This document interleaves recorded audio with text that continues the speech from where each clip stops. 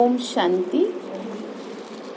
आज 29 तारीख के मीठे बाबा के महावाक्य हैं। आज बाबा ने कहा, मीठे बच्चे, कुछ भी सहन करना पड़े, इस अंतिम जन्म में पवित्र जरूर बनना। बाप को पवित्रता की ही मदद चाहिए। तो प्रश्न है, अंतिम दृश्य कौन सा होगा जिसे समझने के लिए अच्छी विशाल बुद्धि चाहिए? आंसर है, अंतिम दृश्य सबके वापस जाने का है। ठीक है। कहा जाता है, राम गयो रावण गयो। बाकी सृष्टि की सफाई करने वाले, नई दुनिया की तैयारी करने वाले थोड़े बचेंगे। हम भी जाएंगे, फिर जहाँ जीत वहाँ जन्म होगा। भारत में ही जीत होगी, बाकी सब खलास हो जाएंगे। राजाएं आदि जो धनवान होंगे वो बचेंगे, जिनके पास हमारा जन्म होगा। फिर हम सृष्टि के मालिक बनेंगे। ये समझने के लिए विशाल बुद्धि चाहिए। ठीक है। बाबा ने कहा, बच्चे, अब तुमको अपनी बुद्धि को थोड़ा सा विशाल कर लेना है। ठीक है। अब इतनी सी बुद्धि हो रखी है, इसको ऐसे समझो जैसे कि आपके पड़ोस में से कोई डेड बॉडी जा रही होती है तो थोड़ा हो जाती है दिक्कत लोगों को। ठीक है। तो बाबा ने कहा था, जब दृश्य जाने का होगा, बाबा के बड़े कड़वे शब्द हैं कहे जाए तो। बाबा ने कहा था, एक एक व्यक्ति को 12-12 लाशों पर पैर रख के चलना पड़ेगा। अब बताओ कैसे संभालोगे खुद को? अभी आपकी स्थिति खराब हो जाती है। इसलिए बाबा ये शिक्षा देते हैं, बच्चे तुम वो दृश्य देखो सबके वापस जाने का। जब हम किसी चीज को पहले से देखने लगते हैं ना, तो वो फिर लास्ट टाइम पे कष्ट जरा कम हो जाती है। जैसे कि आपको 2 दिन पहले अपनी चिता को जलते हुए देखने का अभ्यास करवाया, फिर जब वो सचमुच में होगा तो कष्ट जरा कम होगा। हाँ, ठीक है। तो बाबा ये कह रहे हैं कि इसलिए तैयारियां हो रही हैं, और जो कौन बचेगा कौन नहीं बचेगा वो आज बाबा ने क्या कर दिया, बता दिया है। बात समझ में आ रही है? तो इसलिए ध्यान रखें इस बात की, बाबा जो मदद मांग रहे हैं उस मदद में बाबा को सहयोग करें। बाबनी का ये समझने के लिए विशाल बुद्धि चाहिए। गीत है, नयनहीन को राह दिखाओ प्रभु, दर दर ठोकर खाओ। आंखें तो सबको है, लेकिन मन की आंखें बंद है। तो बाबा को पुकारते हैं, भगवान को दिखाओ रहा। तो अब जब वो दिखा रहा है तो उसकी बात माने। ठीक है। ओम शांति। बच्चों ने गीत सुना, कहते हैं, हे प्रभु हम अंधे हैं, दर दर पग पग ठोकरे खाते रहते हैं। अपने को आप ही कहते हैं कि हम अंधे की औलाद अंधे हैं, हे प्रभु आओ। ठीक है। मतलब विकारों के वशीभूत है सब। महाभारत का याद आ गया ना वो शब्द, तो वो इसी पे हुई थी महाभारत। तो बाबा ने कहा, वास्तव में आंखें तो हैं, लेकिन कौन सी आंखें नहीं है? ठीक है। इसीलिए ठोकरे खा रहे हैं। जैसे कि किसी व्यक्ति को, जैसे कहते हैं ना, पढ़ा लिखा और अनपढ़ व्यक्ति जीते दोनों ही है समाज में, लेकिन जो अनपढ़ होता है वो कैसे जीता है? जैसे अंधकार में उसे कोई भी बेवकूफ बना देगा, उसका कोई भी कुछ भी कह दे उसे, क्योंकि उसे किसी बात की क्या नहीं है, समझ नहीं है। ठीक इसी तरीके से आज के समय में पढ़े लिखे तो सब हो गए, लेकिन मन की आंखें नहीं। तो इसीलिए फिर पढ़े लिखे अनपढ़ हो गए। इसका आप उदाहरण देख सकते हो कि जो कम पढ़े लिखे व्यक्ति हैं वो अच्छा जी रहे हैं, क्योंकि उनके मन को सुकून है। तो इसीलिए बाबा ने कहा, मुझे आना पड़ता है। बाबा ने कहा, तुमने बुलाया है, तुम दुखी हुए, तुमने बुलाया, तो फिर मैं तुम्हारे बुलावे पे आया। गुरुओं के दर, मंदिरों के दर पर, नदियों के दर पर धक्के खाते रहते मनुष्य अर्थ तो नहीं जानते कि हमारा वह पिता है। प्रभु को भी अनेक नाम दे दिए, कहती है निराकार नाम रूप से न्यारा है। अब नाम रूप से न्यारी तो कोई चीज होती नहीं। तुम कहते हो परमपिता परमात्मा, कब नाम रूप से न्यारा हो सकता है क्या? भगवान का रूप कैसा है? ज्योति स्वरूप। ठीक है। उस ज्योति स्वरूप को मैं बार बार कहती हूँ, अपने दिल में छाप लो। और वो छपेगा तब जब आप उसे बार बार देखेंगे। जैसे किसी की फोटो जब आप 10-20 बार देख ले तो वही दिमाग में क्या होती है, छप जाती है। तो अब मनुष्यों की शक्ल को देखने से क्या मिलेगा, मुझे ये बताओ? किसको देखें फिर? ज्योति स्वरूप को देखें, बाबा को देखें। उसको जितना देखेंगे ना आप उनको, उतना ही आप में ताकत भरेगी। क्यों? जब नए नए आते हैं तो मैं उनको यहाँ बिठाती हूँ कि देखो, इसीलिए बिठाती हूँ। आप भी प्रैक्टिस करना 10 मिनट, ठीक है? बैठ करके आपको पता चलेगा कि आखिर में एनर्जी क्या है। तो समझ में आ रही बात? तो किसको देखेंगे फिर? ज्योति बिंदु शिव बाबा को। बाबा ने कब नाम रूप से न्यारी तो कोई चीज होती नहीं। तुम कहते हो ना परमात्मा कब नाम रूप से न्यारा हो सकता है क्या? मनुष्य ये तो आप ही गाते रहते हैं कि हम अंधे हैं। बाप आकर जब रास्ता बताते हैं तो सज्जे हो जाते हैं, सुजाग हो जाते हैं ना। बाप जो ज्ञान का सागर है वो तुम बच्चों को पढ़ा रहे हैं, मुक्ति जीवन मुक्ति का रास्ता बता रहे हैं। और कोई भी साधु संत सन्यासी मुक्ति जीवन मुक्ति का रास्ता नहीं बता सकते। तो उनको गुरु कैसे कह सकते हैं? मनुष्य को कभी भी गुरु की उपाधि नहीं दी जा सकती। गुरु वो जो पार लगा दे, और दुनिया में ऐसा कोई गुरु आज तक नहीं हुआ। इतिहास गवाह है। ऋषि मुनि हुए बहुत अच्छे, त्यागी, तपस्वी, लेकिन ऐसा कोई गुरु नहीं हुआ जो सदगति प्राप्त करा दे। ठीक है? तो वो कौन है? क्योंकि उनका शरीर नहीं है। जिस किसी भी मनुष्य का शरीर है वो कभी किसी की सदगति किसी भी कीमत पर नहीं कर सकता, क्योंकि शरीर में होने की वजह से विकारों से वशीभूत है। भले विकारों को छोड़ दिया, लेकिन पैदाइश तो विकारों वाले शरीर की है ना, तो वो तंग तो करेंगे, तंग करेंगे। इसका उदाहरण आप देख सकते हैं कि कितने साधु मठ सन्यासी जो है अच्छे भले पवित्रता को अपनाते हैं, लेकिन विकारों की वशीभूत होके सब अपना खो बैठते हैं, सब कुछ सब फेल हो गए हैं पवित्रता में। तो इस बात से यही क्लियर होता है कि कोई भी मनुष्य जो कि गुरु है वो किसी को पार नहीं कर सकता। ठीक है? तो इस बात को समझ लेना चाहिए। और इसीलिए बाबा हम बच्चों को इतनी मेहनत कराते हैं कि तुम ज्योति बिंदु पे टिकाओ बुद्धि को। नहीं टिके ना तो भी टिकाओ, कैसे भी करके टिकाओ। बाबा ने आगे कहा, तो उनको गुरु कैसे कह सकते हैं? ड्रामा में उनका पार्ट है, भारत को पवित्रता पर थमाना है। ठीक है ना? कहा आजकल तो पवित्रता देखो रही नहीं। शास्त्रों में लिखा है, संत ना होते संसार में तो जल मरता संसार। तो यहाँ पर बात ये है कि पहले कुछ ऐसे सन्यासी हुआ करते थे जिन्हों में पवित्रता की ताकत थी, अभी वो नहीं है। तभी बाबा हम बच्चों को इतना पवित्रता पर जोर डालते हैं, इसीलिए डालते कि किसी तरह इसे तब तक तो रोको जब तक कि काम पूरा हो जाए। समझ में आने बात? सृष्टि को तब तक तो थमा के रखें जब तक कि पूरी दुनिया में बाबा का क्या हो जाए, मैसेज चला जाए। क्योंकि चारों तरफ विकारों की अग्नि पर भभक रही है, और भभकी हुई चीज कभी भी जल सकती है। ठीक है?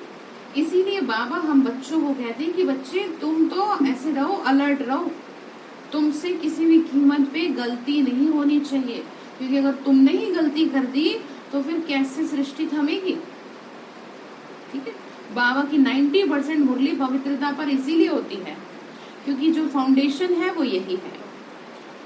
परंतु ज्ञान योग से नहीं पवित्र बनते। दवाई खाकर इंद्रियों को मुर्दा बना देते हैं, इसमें कोई ताकत नहीं है।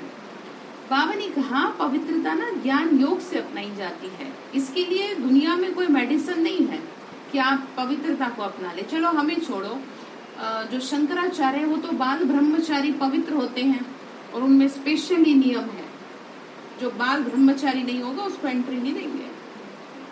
तो अब आप सोचो, असल में अर्थ ये है कि पवित्रता में अपने आप इतना बल है कि जो वो प्रकृति को कंट्रोल में कर लेते हैं। और यहाँ तो हमें ऊपर से मिल रही है ताकत। यहाँ कहाँ से मिल रही है ताकत? यहाँ पवित्रता का सागर हम में ताकत भर रहा है, तो कैसे नहीं थमेगा शरीर। ठीक है? अब ये आपके ऊपर डिपेंड करता है। बाबा ने कहा तुम्हारे में ताकत बहुत भर जाएगी तो तुम अपने आप सब चीजें कर लोगे। ठीक है? लेकिन दुनिया में जो सोचते हैं वैसा नहीं है। ताकत तो तब मिले जब गृहस्थ व्यवहार में रहते व स्त्री पुरुष दोनों स्वयंवर रच शादी कर पवित्र रहे।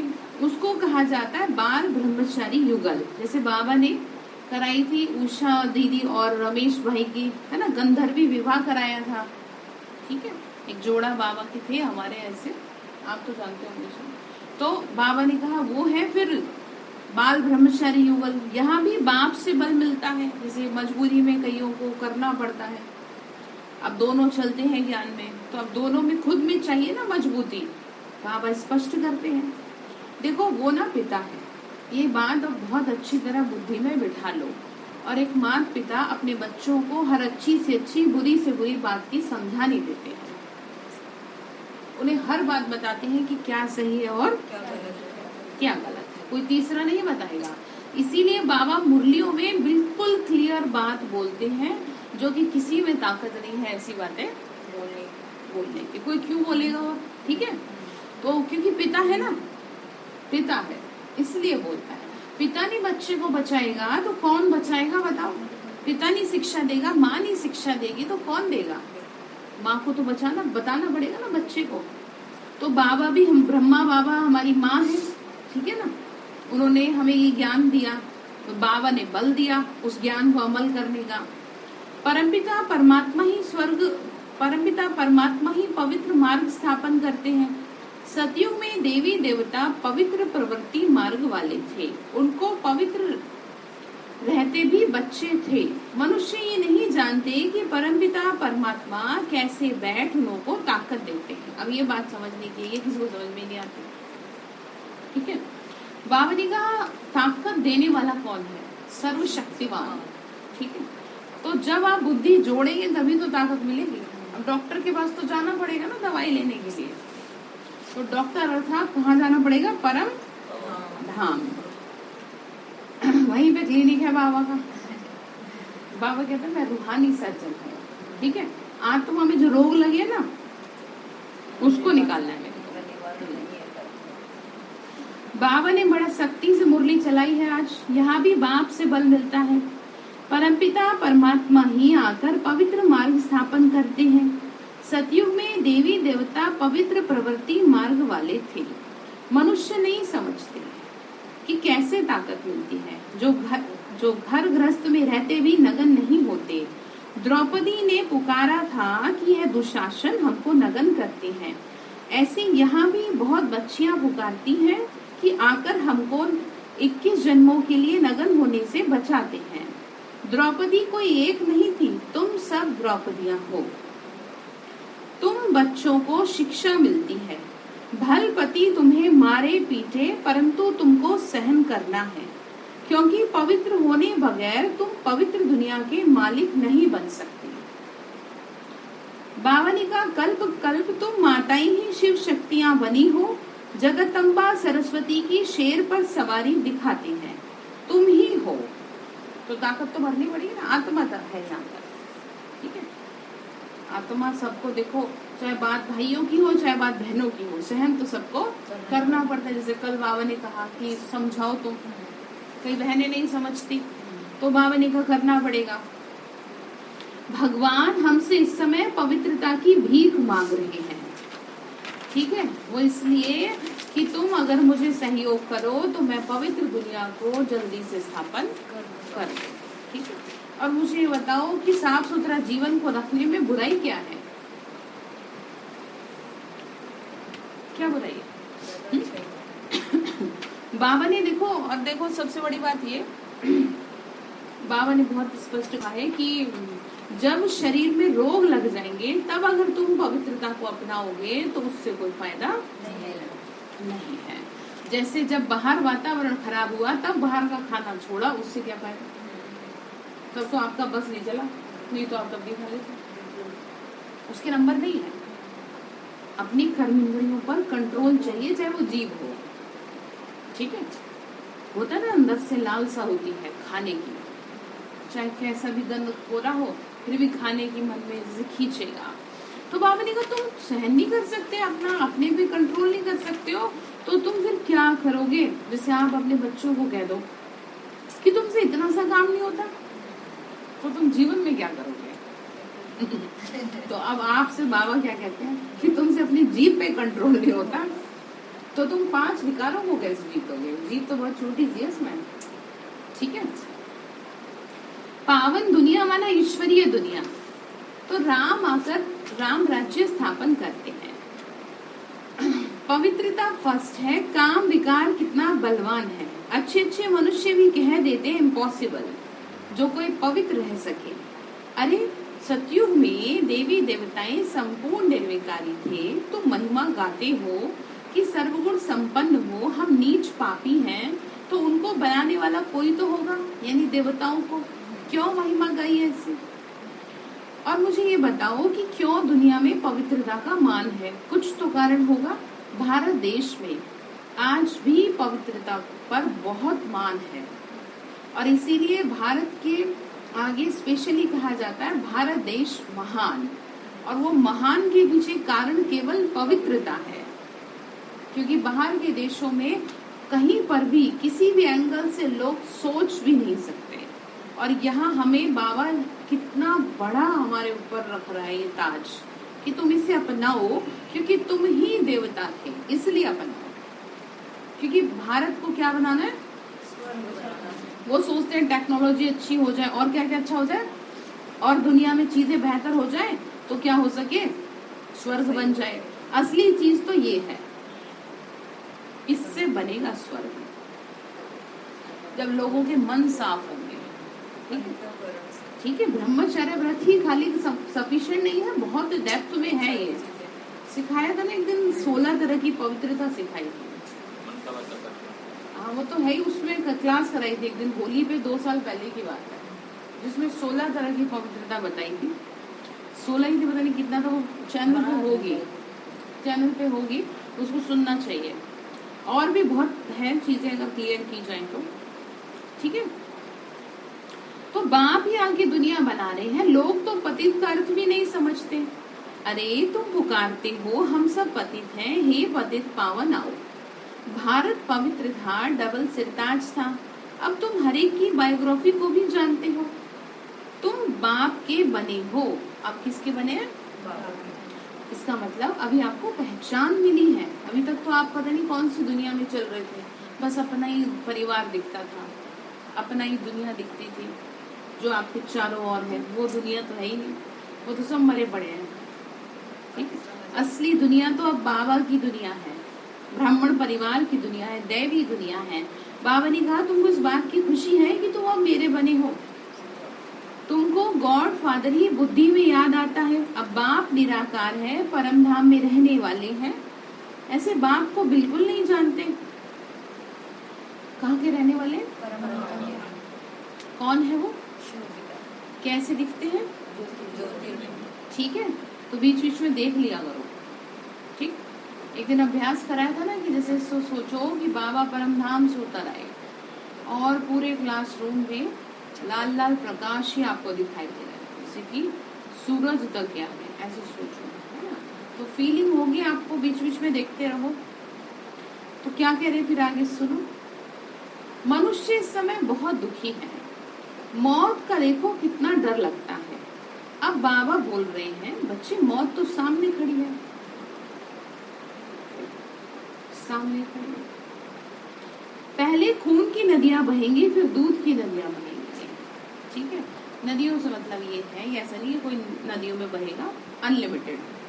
मौत भी अनलिमिटेड होंगी और बाबा ने कहा सुख भी अनलिमिटेड होंगे। जैसे अभी आपको बताया ना कि अभी तो आपका दिल कांप जाता है, अजीब सा हो जाता है। वो मंजर कैसे देखोगे जब घर घर से यही होगा? कौन किसकी क्रिया कर्म रस्म रिवाज बैठ के करेगा, ये बता दो। इसीलिए लोग क्या करते हैं, बहुत से लोग मरने से पहले भोग लगवा देते हैं। अपना वो रहता है, मधुबन में लगता है कि पता नहीं आफ्टर डेथ कोई करे ना करे, पता नहीं वातावरण हो कैसा, परिस्थितियां कैसी हो, तो कई ऐसे कर देते हैं। और इसमें कोई बुराई भी नहीं है। ठीक है, आपकी आत्मा को तो शांति मिलेगी कि जैसे किसी के बच्चे अच्छे नहीं हैं तो उनको लगेगा कि पता नहीं मेरे बच्चे मेरा करेंगे भी कि नहीं। नहीं, रहता ही है सबको। अगर परिवार से प्यार नहीं है या नई चीजें सही रहती तो जो ज्ञान में चलने वाली आत्मा है वो इसलिए कर देती है तो बात आपको समझ में आ रही है? तो बाबा क्या कह रहे हैं, बच्चे तुमको अब मेरे को देखने की प्रैक्टिस करनी है, क्योंकि अब जो चारों तरफ देखने को मिलेगा वो तुम देख नहीं पाओगे। ठीक है, वो डरा नहीं रहे आपको सिर्फ सावधान कर रहे हैं कि आगे खतरा है। ठीक है, और आप अपनी उधेड़ बुन में परेशान हो, आपकी अपने घर की समस्याएं नहीं खत्म होती, यहाँ सृष्टि बदलने को है। बताओ।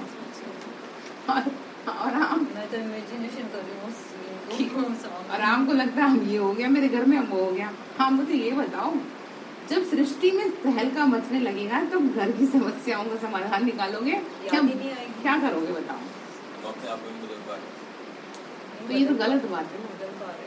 ठीक है, तो किस पे दिमाग लगाओगे बताओ? अपने घर की समस्याओं पे या विश्व कल्याण पे? ठीक है, अब घर की समस्याओं को फुल स्टॉप लगाओ। जैसे चल रहा है, जो चल रहा है, बस शांत करो मन को। कोशिश करो कि मैं क्यों नहीं शांत रह पाती हूँ या रह पाता हूँ। ठीक है, आपको खुद को खुद ही डांटना पड़ेगा, क्योंकि कोई और तो आपको क्या डांटेगा। इसका ना फायदा आपको ये मिलेगा कि अब परिस्थितियां बदलेंगी ना, तो फिर दिक्कत नहीं होगी आपको, और वो बड़ी खतरनाक बदलेगी। कल मैं कोई क्लास सुन रही थी, तो उसमें उन्होंने ये बताया था कि पहले वो बहुत डरावना समय आएगा और फिर थोड़ी शांति हो जाएगी, फिर डरावना समय आएगा, फिर शांति होगी। 3 स्टेप चलेंगे ऐसे। तो इससे पहले कि आपको उस समय डराए, आप स्वयं ही इतने पावरफुल बन जाओ। ठीक है, तो अब घर की उधेड़ बुन से ऊपर उठेंगे या नहीं, वहीं पर हम तो परेशान ही रहेंगे। हैं, अरे ये तो कुछ नहीं है।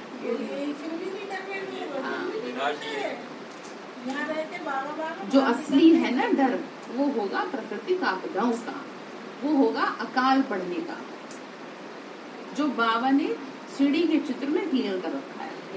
3-4 चीजें बताई थी कि लाशों पर चलना पड़ेगा, अकाल पड़ेगा और प्राकृतिक आपदाएं। ये 3 होंगे इस सृष्टि को परिवर्तन करने के माध्यम, जो खास भारत में होंगे। और विदेशों में एटम बम और अणु बम से सृष्टि को, मतलब उन देशों को समाप्त कर दिया जाएगा। भारत को साफ करने के लिए इन 3 चीजों का सहारा लिया जाएगा। तो ठीक है, एक वीडियो में आया था कि हम जैसे अभी डिफाइन कर रहे हैं कि हमें कैसे मोक्ष चाहिए, तो उसी हिसाब से बाबा दे देंगे। नहीं तो वो तो ठीक है, उसके लिए योग करो ना। हाँ, वही तो मतलब तपस्या करनी पड़ेगी। कैसे करना चाहिए। ठीक है भाई जी, तो अपनी उधेड़ बुन से ऊपर उठेंगे। हाँ जी, अब मन को ना शांत किया करो, है ना। ये किसी के लिए नहीं है, कोई किसी को ना देखे, सबके लिए कि अपने मन को शांत करो कि मैं क्यों परेशान हूँ, है मुझे शांत रहना है, सब ठीक हो जाएगा। ठीक है, बेटी की समस्या, बेटे की समस्या, बहू की समस्या, सब ठीक हो जाएंगे, मुझे शांत रहना है बस। क्योंकि मुझे क्या करना है, बाबा से जुड़े रहना है। तो समझ में आ गया। फिर आगे बाबा ने कहा, बाबा तुमको कहते हैं, तुमको विषय सागर से ले जा करके मैंने क्षीर सागर में ले जाना है, यहाँ से उधर की ओर। मतलब लक्ष्मी नारायण क्षीर सागर सतयुग में है। यहाँ तो दूध पीने के लिए भी नहीं मिलता, पाउडर मिलता है। सतयुग में कोई चीज की कमी नहीं रहेगी, पहले से बता रहे हैं। जैसे कहते हैं ना, दूसरी कॉलोनी में जा रहे हैं तो ठीक मिलेगा सब, वहाँ सारी फैसिलिटी है। सबसे पहले पानी तो है, बाबा ने कहा दूध सब मिलेगा। फिर क्या कहा, सुनो, सतयुग में कोई चीज की कमी नहीं रहती, बरोबर पहले स्वर्ग था, अभी तो नरक है। अभी तो ये हाल हो गया। 1-2 को डसते रहते हैं, शक्ल भी मनुष्यों की है परंतु चलन गंदी है। 1-2 में लड़ते झगड़ते रहते हैं, है ही पाप आत्माओं की दुनिया, तो सदाचार कहाँ से आएगा। कोई ने दान पुण्य किया तो क्या सदाचारी हो गया। अभी तो रावण की मत पे है। देवताएं कितने पवित्र सुखी थे। रावण राज्य और राम राज्य और रावण राज्य किसको कहते हैं समझते हो। इस समय है रावण का राज्य, विकारों का बोलबाला है, मनुष्य के रूप में विकार है।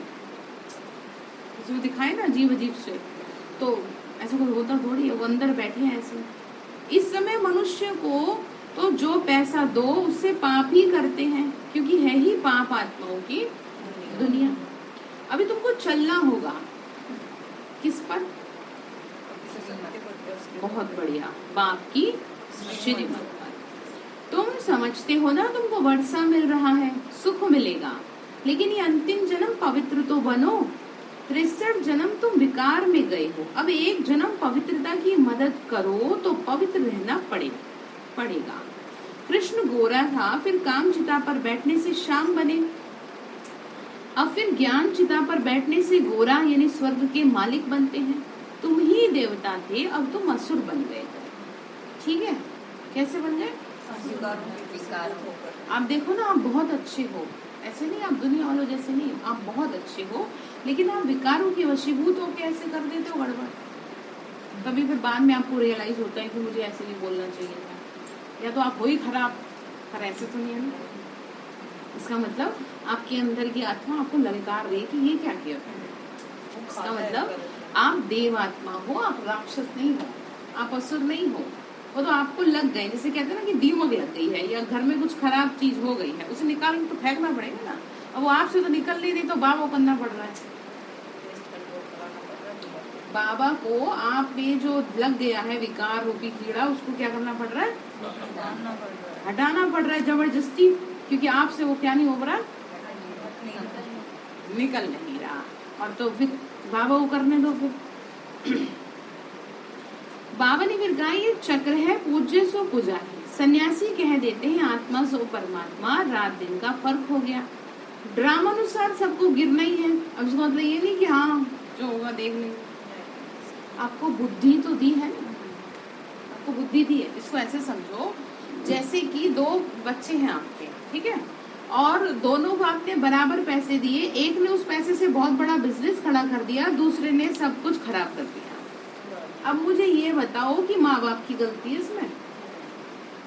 किसकी गलती है? ऐसा तो नहीं माँ बाप ने बच्चों को अलग अलग प्यार किया, बराबर प्यार किया। अब दोनों ने, एक ने अच्छी बुद्धि से यूज किया, दूसरे ने खराब बुद्धि से यूज किया। तो ठीक इसी तरीके से ऐसा नहीं बाबा ने हमें कोई स्पेशल बुद्धि दे रखी है, हमने अपनी बुद्धि का सही रूप में इस्तेमाल किया। और जो विकारों के वशीभूत हो रहे हैं, जो पाप कर रहे हैं, वो अपनी बुद्धि का गलत इस्तेमाल कर रहे हैं। ऐसे नहीं बाबा हमें कोई एक्स्ट्राऑर्डिनरी दे रहा है, हम जैसे से अच्छा कर रहे हैं वो अच्छा होता जा रहा है। ठीक है, तो बात समझ में आ रही है? तो ऐसे नहीं कि जो ड्रामा में है तो गिर ही जाए, फिर गुस्सा कर ही ले थोड़ा सा। ड्रामा में था, आज बाबा ने कह दिया था, ठीक है, ऐसे फिर ड्रामा में होगा बाबा चाटा भी लगा देगा, ठीक है, फिर आवाज नहीं होगी। फिर इसीलिए कहते हैं भगवान की मार में आवाज नहीं होगी। तो ठीक है, अब तुमको गुरुओं का गुरु, पतियों का पति, बेहद का बाप मिला है, तुमको श्रीमत पे चलना है। परमपिता परमात्मा को मानते तो हो ना। शिव जयंती भी मनाते हैं, परंतु समझते नहीं शिव बाबा ने क्या कर किया, कैसे किया। सोमनाथ का इतना बड़ा मंदिर बनाया, जरूर भारत में ही आए हैं, कैसे किया, क्या किया, कुछ भी नहीं बता सकते।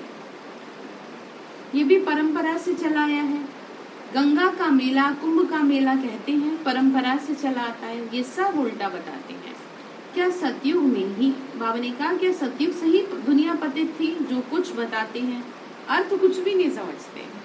पतितपना शुरू होता है द्वापर युग से, ठीक है, शुरुआत होती है।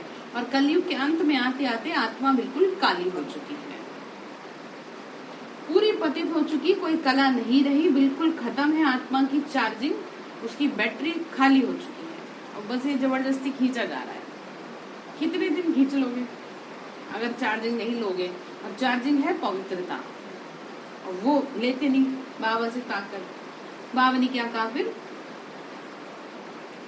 इसको भक्ति मार्ग कहा जाता है। क्राइस्ट आया, फिर कब आएगा किसी को नहीं पता। प्रदर्शनी में तुम हजारों को समझाते हो, फिर भी कोर्टों में कोई ही निकलता। अभी तुम बेहद के बाप से वर्षा ले रहे हो, तुम जानते हो ना दुनिया बदल रही है, ठीक है, क्या कह रहे? दुनिया बदल रही है। तुम कहते हो कि हम सन्यासियों को भी पवित्र रहकर दिखाएंगे, तभी तो दुनिया कुछ नाम करेगी, आपका गुणगान करेगी। इसीलिए हमेशा एक बात ना समझनी चाहिए, अपनी पर्सनल बातें, चाहे वो पवित्रता की हो, चाहे वो खान पान की हो, चाहे वो आप जैसे भी अपने परिवार में रहते हैं, किसी दूसरे के सामने नहीं बोलनी चाहिए, क्योंकि बंदर क्या जाने अदरक का स्वाद। वो आपकी तारीफ नहीं करेंगे, वो आपको मूर्ख बताएंगे कि ये तो तुम बहुत गलत कर रहे हो कि तुम किसी के हाथ का खाते नहीं, तुम लहसुन प्याज नहीं खाते, तुम तो ये बड़ा खराब कर रहे हो। आपको बताने की जरूरत क्या है, मुझे बताओ। अरे ये तो तपस्या है, और तपस्या बता के नहीं की जाती, चुपचाप की जाती है, ठीक है? गुप्त रूप से की जाती है, जिसका किसी को पता भी तब बाहर निकलो ना जब तेज आ जाए।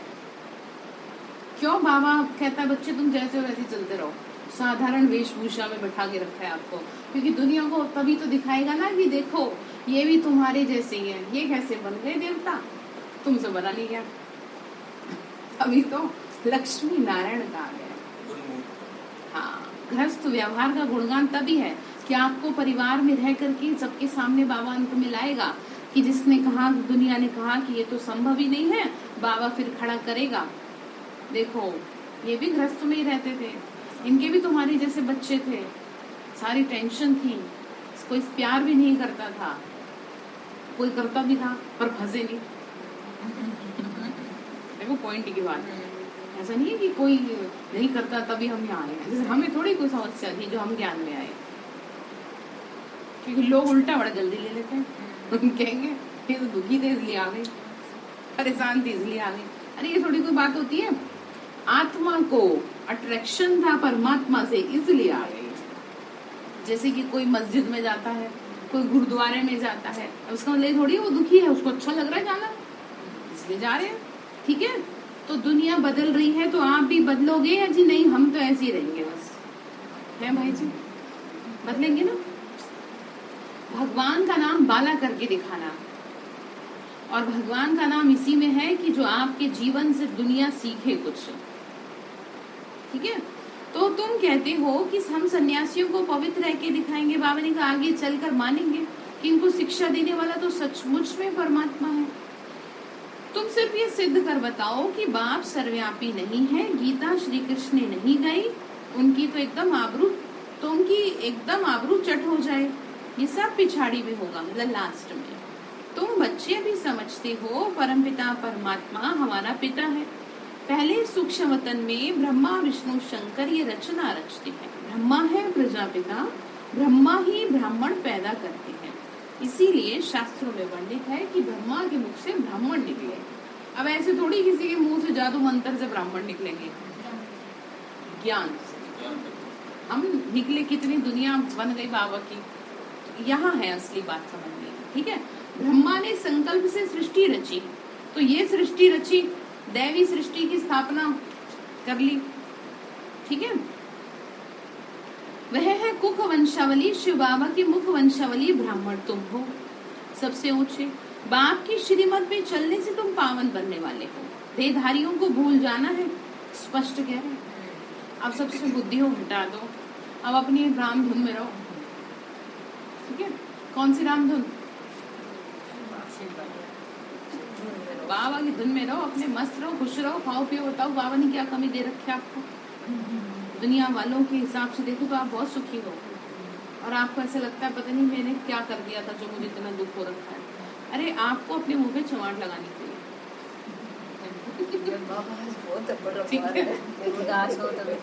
हाँ वही तो, उदास हूँ परेशान तभी लगाओ कि मतलब मैं, मेरा दिमाग क्यों इतना परेशान है, मुझे किस चीज का दुख है बताओ, ठीक है? आप जैसे सुखी कोई नहीं दुनिया में। अब नाटक पूरा हो रहा है इसीलिए कह रहे भूल जाओ, ठीक है? क्या कह रहे संगीता में? भूल जाओ, ठीक है? बाबा ने कहा जो भी एक्टर्स हैं सब चले जाएंगे, बाकी थोड़े रहेंगे। राम गयो रावण गयो, बाकी बचेगा कौन बताओ? दोनों तरफ के थोड़े थोड़े ही बचेंगे, राम की तरफ के भी और क्योंकि राम की तरफ के इसलिए बचेंगे क्योंकि बाबा को काम कराना है, और रावण की तरफ के इसलिए बचेंगे क्योंकि हिसाब चुकतू करना है। इसीलिए दुनिया में लोग कहते हैं कि अच्छे लोग ज्यादा दिन तक रहते नहीं है, क्योंकि बाबा फिर उनसे ऊपर से काम करवाएगा, ठीक है? और कुछों से नीचे से करवाना है, भाई इनका उद्धार करो। तो बाबा ने कहा थोड़े थोड़े बचेंगे दोनों तरफ के, बाकी सब वापस चले जाएंगे। फिर मकान आदि बनाने वाले, सफाई करने वाले भी बचते हैं, समय चाहिए। हम भी हैं जो रावण वाले बचेंगे वो बनाएंगे हमारे घर। देखो अब कौन बनाएगा। तो क्या कह रहे हैं, हम भी चले जाएंगे, ठीक है। बाबा ना ऐसे नहीं करवाएगा, साफ सुथरे पहले करेगा धरती को, प्राकृतिक आपदाओं के माध्यम से धरती को शुद्ध किया जाएगा। उसके बाद देव आत्माओं को रिसीव करने के लिए पहले से एडवांस पार्टी में जो आत्माएं बैठी हैं वो जन्म लेंगी। देवताओं को रिसीव ऐसे थोड़ी कर लेंगे। अब यहाँ पे कोई छोटा मोटा आता है कि ऐसे दुनिया में भाग दौड़ सी मच जाती है उसको रिसीव करने के लिए। यहाँ आप देवताओं की बात कर रहे हैं। कितना साफ सुथरा, सबसे पहले तो जगह चाहिए, फिर आपका मन चाहिए, फिर तन चाहिए। अब वो तो कुछ भी ना, सब तो गंदा हो गया। क्यों ना बाबा फिर अपना काम करे। नहीं, साफ सुथरे आपको भेजा था, आप ऐसे विकारों के वशीभूत हुए कि आप खुद को पहचान ही नहीं पा रहे। जैसे कमजोर कोई व्यक्ति हो जाए अच्छा भला तो कहेगा ये मैं ही हूँ। हाँ, तो इसलिए अब आप देख लो आपकी शक्ल किसकी हो रखी है, विकारों की। तो बाबा ने सुंदर शक्ल बना दी, अब बना रहे हैं, चमक लाते हैं बाबा, ठीक है। तो फिर क्या कह रहे हैं, तुमको राजाई में जन्म मिलेगा। वो फिर सफाई करते हैं। बाबा ने कहा जहाँ जीत वहाँ जन्म। आज एक अच्छी बात बता दी क्लियर, भारत में ही जीत होगी। वैसे तो सारी अच्छी बातें बाबा बताते हैं, लेकिन स्पष्ट कर दिया बाबा ने, भारत में जीत से मतलब ये है भारत ही स्वर्ग बनेगा, ठीक है। आखिरी जो होगा ना, इसीलिए भारत में कुछ भी बहुत सबसे लास्ट में होगा, ये बाबा ने कहा हुआ है। एकदम यहाँ कुछ नहीं होगा, क्योंकि यहाँ से ही तो सारा काम चल रहा है। जैसे दिल्ली में राष्ट्रपति भवन है, दिल्ली में सारे बड़े बड़े जो भी संभालने वाले बैठे हैं, इसीलिए दिल्ली को मुख्य रखा गया है। इसी तरह से पूरी दुनिया में भारत मुख्य है, इसलिए भारत का नंबर सबसे लास्ट में आएगा, आखिरी में आएगा, जब सारे देशों को कवर कर लेंगे, ठीक है। बाबा ने कहा इसलिए जीत होगी भारत में, बाकी वह सब खलास हो जाएंगे। राजा आदि जो धनवान होंगे वो बचेंगे। जिनके पास तुम जन्म लेंगे सारी सृष्टि का, फिर तुमको मालिक बनना है। बनेंगे मालिक, खुद के कितने मालिक हो ये बता दो, खुद के कितने मालिक बनोगे हैं। देवात्माएं जन्म लेंगी ना, देवात्माएं जन्म लेंगी। फिर बाबा ने कहा जब तुम तैयार हो जाओगे तो तुम उनके पास जन्म लोगे, ठीक है। मैंने आपको बताया ना कि रिसीव करने के लिए देवताओं को, यानी श्री कृष्ण को रिसीव करने के लिए माँ भी चाहिए, दादी भी चाहिए, पिता भी चाहिए, सारी चाहिए ना। तो वो पहले जन्म लेंगी, फिर उनके बाद श्री कृष्ण का जन्म होगा, ठीक है। फिर उसके बाद धीरे धीरे अपना बड़ी की वृद्धि होगी। हाँ, तो वो यहीं से तो होगी, जैसे जैसे जो कंप्लीट करेगा अपना टारगेट वैसे वैसे वो चलता पड़ेगा। इसीलिए बाबा कहते ना तो सारा खाली परम धाम पत्ता और ना ही धरती को, है ना। मतलब बाबा ने कहा था पेड़ का एक पत्ता भी नहीं रहेगा इस सृष्टि पर, पूरी धरनी को खाली करना है, पूरी धरनी को। सिर्फ भारत में भारत खंड रह जाएगा, जिससे कि भारत को दोबारा से तैयार किया जाए। वो तो प्राकृतिक आपदाओं से शुद्धिकरण होगा ना, क्योंकि जब देखो वो आता है भूकंप कुछ आता है, धरती पड़ती है, तो नीचे का ऊपर आ जाता है, ऊपर का नीचे चला जाता है। तो इससे ज्यादा शुद्धिकरण और कुछ नहीं होता, ठीक है। तो बाबा ने माध्यम सबसे ज्यादा प्राकृतिक आपदाओं का लिया है।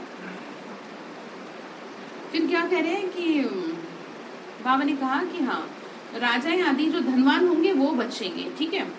कुछ बाबा ये भी कहता है कि जिनके पास, जैसे कलयुग की अगर बात करें, वैसे तो किसी के पास धन रहेगा नहीं, लेकिन जिन लोगों ने अपना धन बचा रखा है, यानी जैसे किसी के पास सोना है, तो बाबा ने कहा तो तुम्हारे लिए है वो, क्योंकि उनका तो रह जाएगा, तुम्हारा ट्रांसफर हो जाएगा, तुम्हारे लिए बचा के रखा, उनको पहरेदार बना रखा है, क्योंकि उनके हाथ में तो वो रहेगा नहीं, आएगा, ठीक है। क्योंकि अभी भी हैं बहुत बड़े बड़े राजाएं।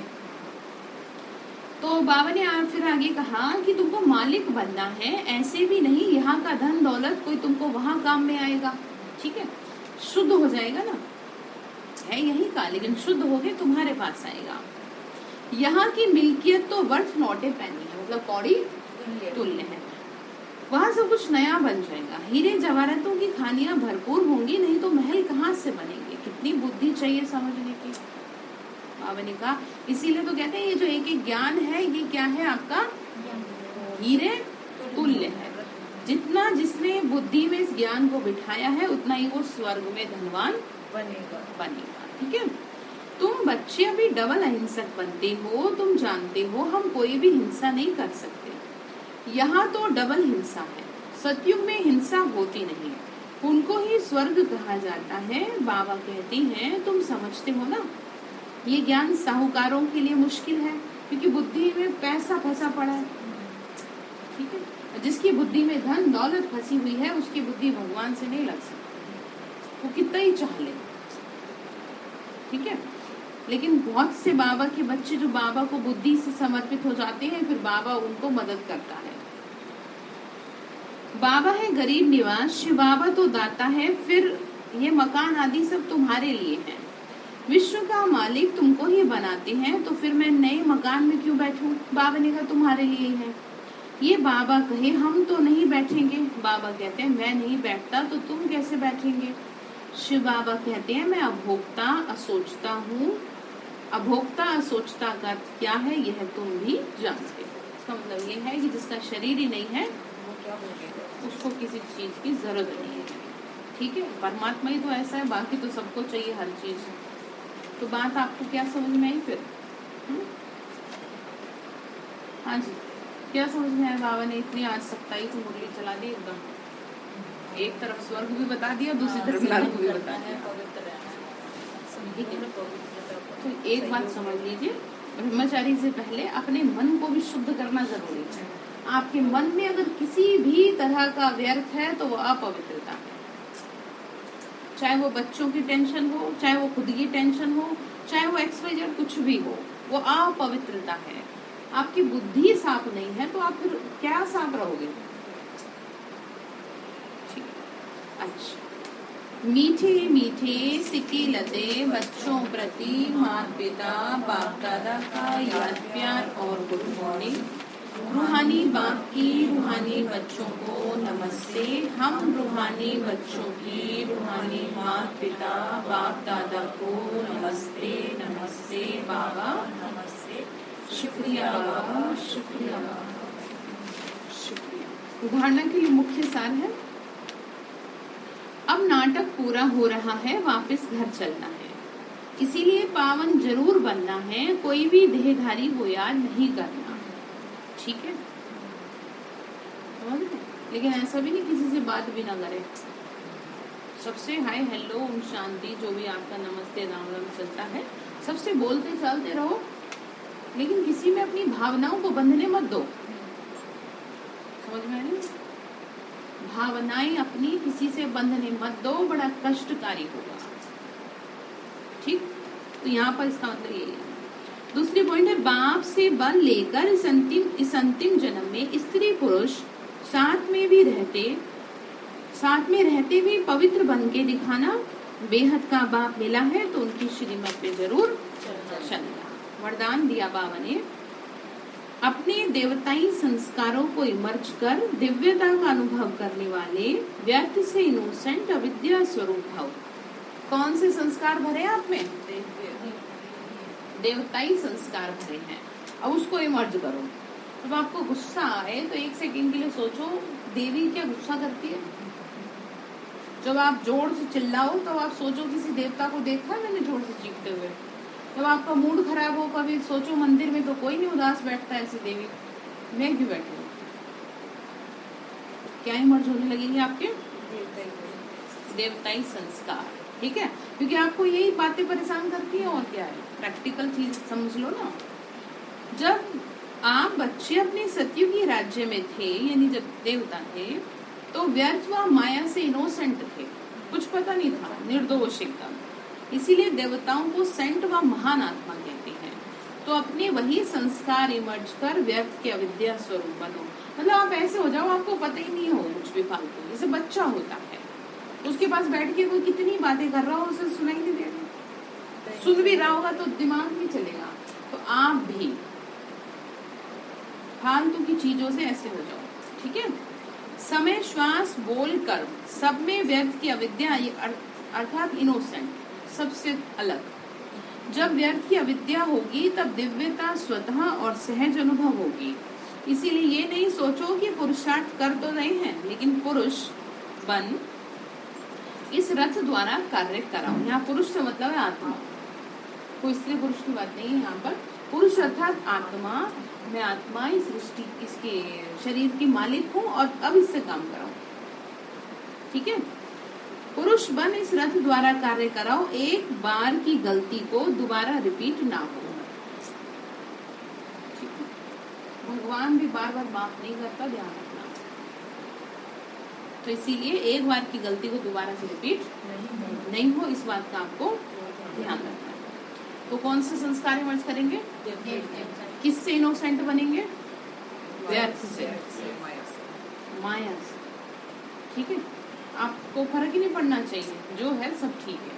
शांत कर लो खुद को, बार बार कह रहे हैं आपको, शांत कर लो। इसीलिए अभ्यास करो, मैं आत्मा शांत हूँ, बिल्कुल शांत हूँ, अंदर तक जाने दो शांति के वाइब्रेशन। स्लोगन है, रूहानी गुलाब वह है जो कांटों के बीच में रहते भी न्यारे और प्यारे रहते हैं। अब ये नहीं कि जी कांटे क्यों हैं, गुलाब के फूल में कितने कांटे होते हैं, फिर भी खिला रहा। आपको भी रूहानी गुलाब है आप, ठीक है, भगवान की गुलाब है आप। तो जो घर में कांटे वांट हैं भी ना एक आध, तो आपको रहना उनके बीच में ही है। ये नहीं कि जी ये निकल जाए तब मैं खिलो, ये कैसे संभव है? कांटों को अलग करके फूल खिल सकता है क्या? वो तो मुरझा जाएगा। और तो बात समझ में आ रही है आपको? तो आप कांटों के बीच में रहोगे या उन्हें अलग करने की कोशिश करोगे?